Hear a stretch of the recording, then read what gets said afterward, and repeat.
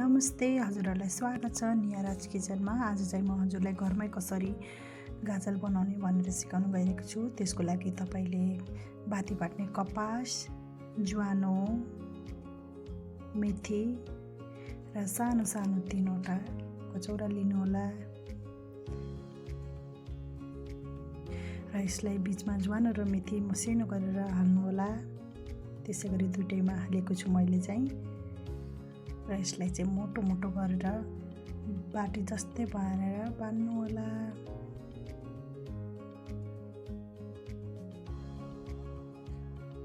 यो चाहिँ एकदम सरल छ।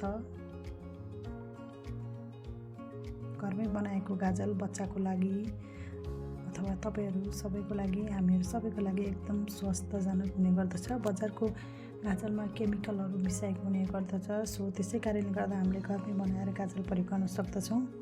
र यसरी बाटिसकेपछि हामीले चाहिँ एउटा कचारमा शुद्ध तोरीको तेल हालेर हामीले जसरी दियो बाल्छौँ त्यस्तै गरेर हामीले यो पनि बाल्ने गर्दछौँ। मजाले डुबाउनु होला।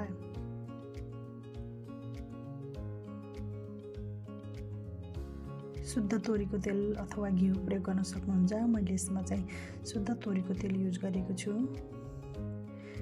र यसरी 3वटा कपहरूलाई ठाडो पारेर राख्नु होला, जसले गर्दा यसो थालहरूलाई अड्डाउन सहयोग पर्छ र यसको माथिबाट गइरहेको कालो कालो पिडले माथि थालमा छुने गर्दछ र त्यही कालो जमेर नै गाजलको हुने गर्दछ। र यसरी मैले बालेको छु। 3वटा कपलाई ठ्याक्कै साइजमा मिलाउनु होला, बिचैमा पर्ने गरेर, र माथिबाट तपाईँले कुनै पनि स्टिलको थाललाई घुट्याएर राख्न सक्नुहुन्छ। यसरी गएको माथिबाट कालो कालो थोरै थोरै गर्दै जाँदैछ र यसरी माथि कालो जम्मा भएर यतिको भइसकेको छ।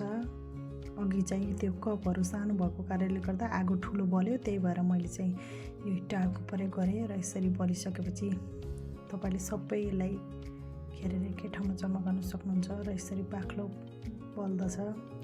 यसरी जम्मा गरिसकेपछि मैले शुद्ध गाईको घिउ मिसाएको छु। यसलाई राम्रोसँग मिक्स गरेर कुनै पनि बट्टामा तपाईँले राख्न सक्नुहुन्छ।